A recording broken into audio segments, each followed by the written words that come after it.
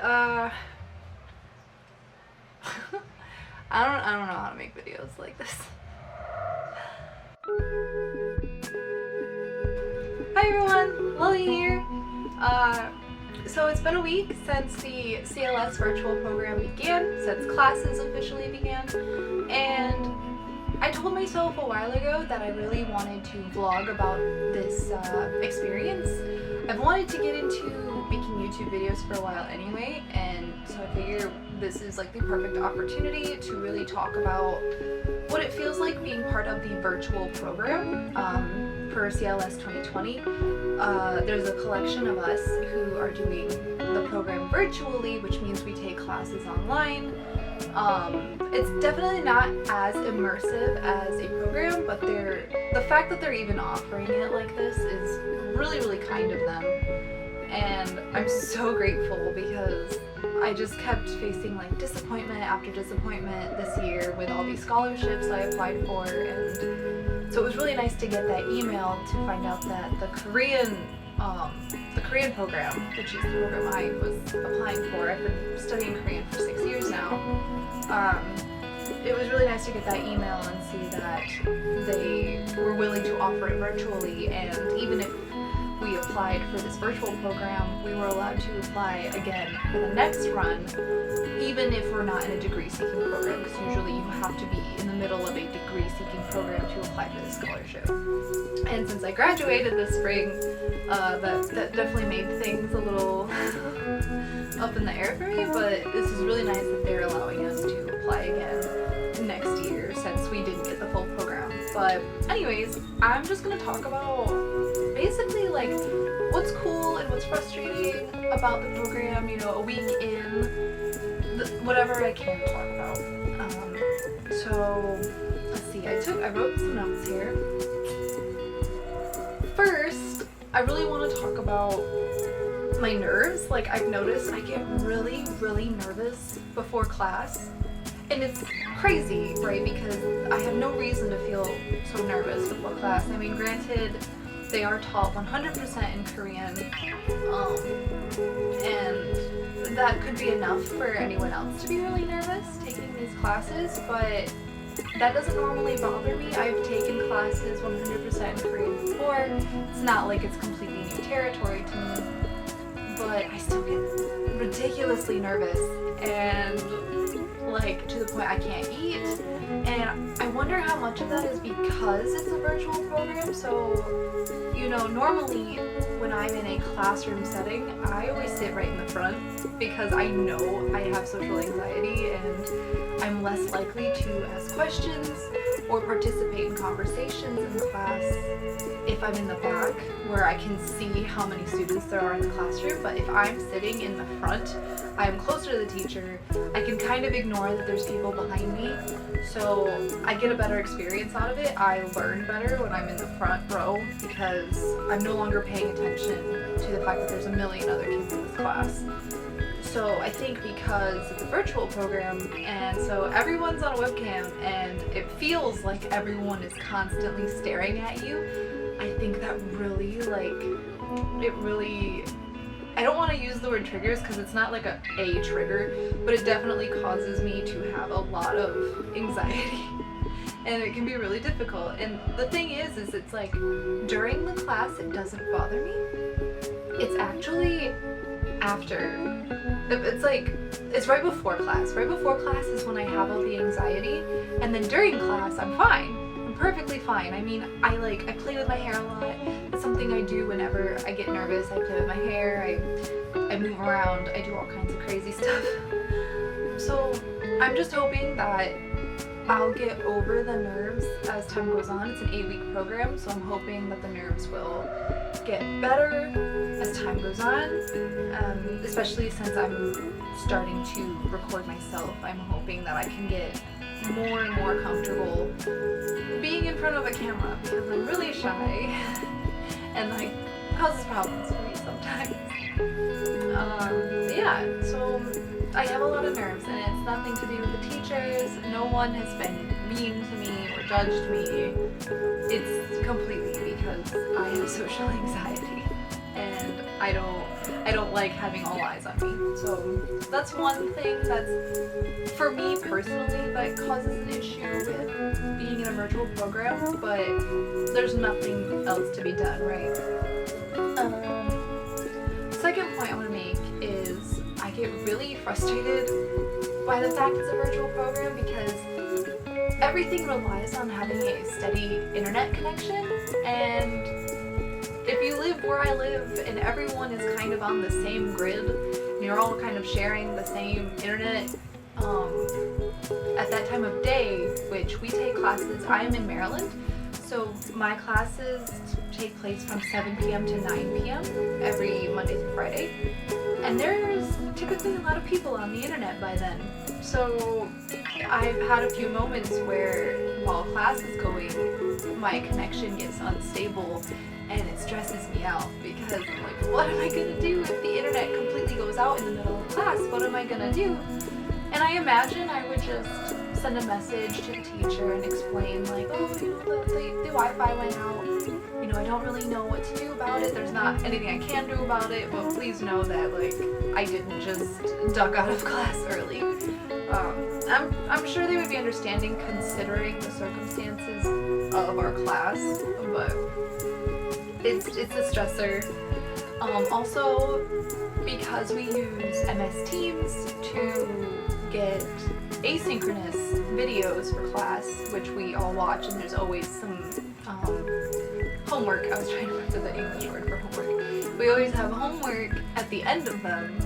Sometimes the video quality isn't very good, and that can be a little frustrating, but I don't think that's anyone's fault other than that's just a technology issue. It happens. Everyone's doing the best that they can.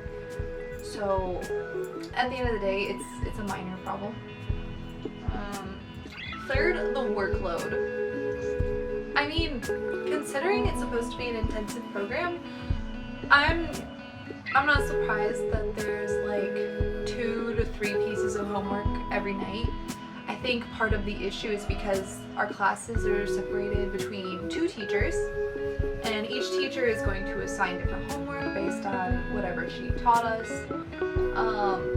And the fact that we have the time difference, so I think because sometimes they'll upload a video in the evening in Korean time because all of our teachers are in Korea, so that's another like issue. That's not like a huge issue, but it is one that like you need to keep in mind, is that we're on whatever time zone we're in, and then they're in their Korean time zone, so they can only do so much. It can get a little frustrating with the time differences. So they might be uploading something at night one day thinking like, oh, they can finish this right after class, and then they might upload something in the morning. But if you don't do the thing, if you're not awake by the time they upload the stuff, because like I've opened up MS Teams and I've found 2 videos, and one will have been like uploaded at 5 a.m. like, and then another one will be uploaded like right before class. So I think that could be part of the issue.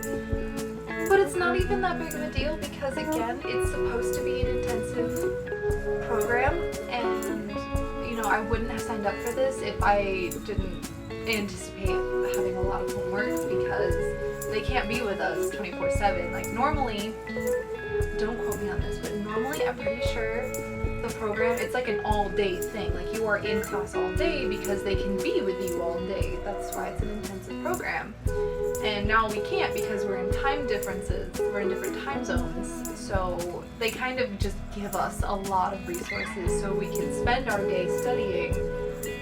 And I really appreciate that. I think that's very kind of them actually, because I mean, if you're dedicated to learning this language, you do end up appreciating having all these resources and someone to hold you accountable and say, okay, you should be doing this, you should be doing this. So if you aren't okay with having a lot to do, I wouldn't sign up for this program. And, I mean, it's just the circumstance of it being a virtual program. I don't know if they'll ever do a virtual program again. I think this is just because of the circumstances of this year with COVID. But I mean, if they ever do again, hey, you can see how it went the first time. So last, I want to talk about the class size, which is really small. It's very, very small. Like in my class there's only 6 people, and that's really nice. So it feels very intimate. You get a lot more time between you and the teacher.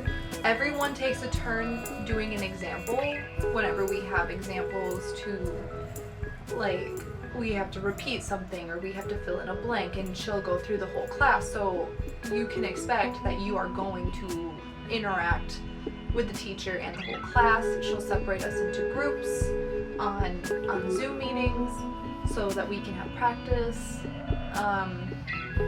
So that's the other thing about this, and I'm pretty sure it's this way even with the full program, where your class size is relatively small. So not only are you spending like several hours a day just studying this language, but you're also getting a lot more attention from your teacher and from your language partner, and so it's like a really great environment, even for a virtual program. It's really nice.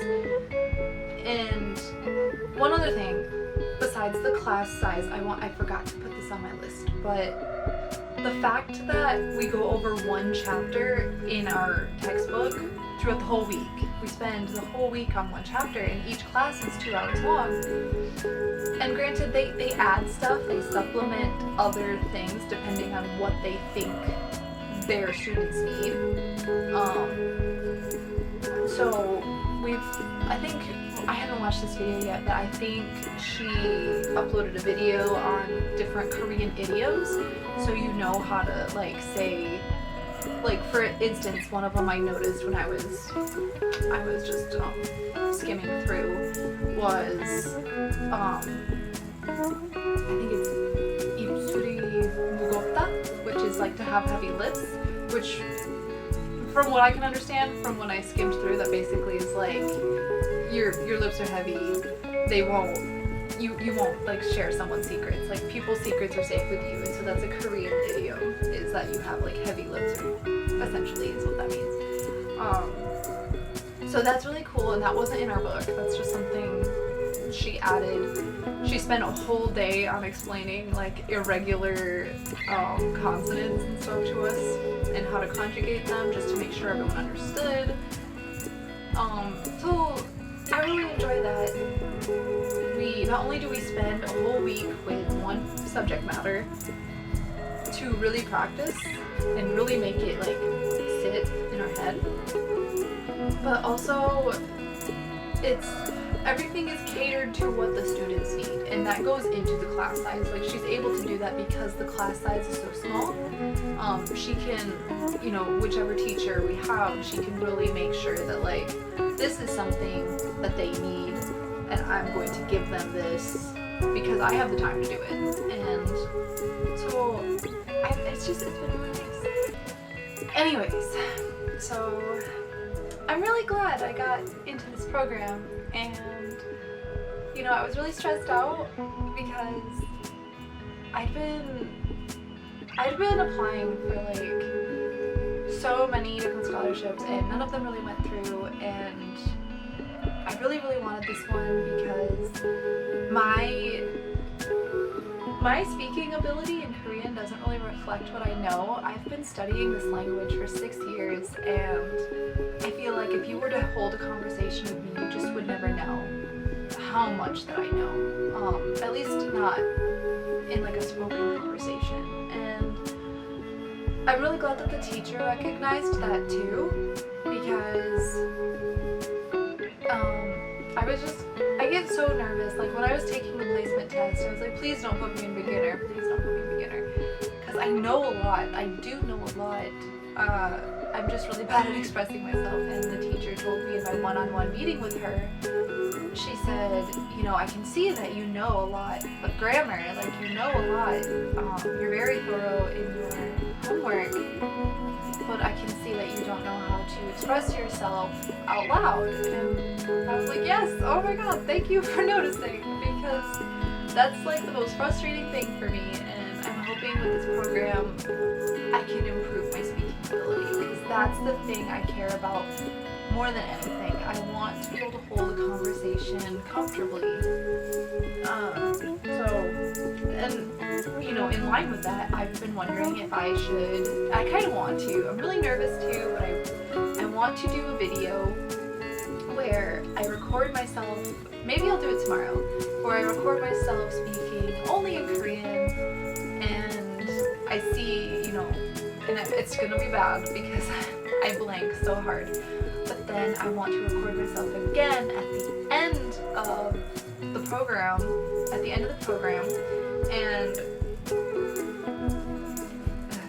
but I want to record myself again at the end of the program and see like how much I've improved. I think that would be really cool to see. I'd also really like to do a video where I show my study habits during the program. I'd also like to do a video talking about how I learned Korean, what it's like learning a language later than, being a teen. Like, I'm 28 years old. I know I don't look it, but I'm 28 years old, and I'm trying to learn a second language. I started when I was 22, so, that might be worth talking to for some people, or worth talking about. I can't express myself at all anymore. But if you would be interested in anything like that, if you would like to know what I would recommend you do for applying for a scholarship like this, maybe focus on me. No, not on that. Focus on me. On me. Gosh. But yeah, if you would like a video like that, just let me know in the comments. Please leave me a comment and say something. There's all kinds of videos I could do. There's definitely a handful I want to do. So just let me know down below.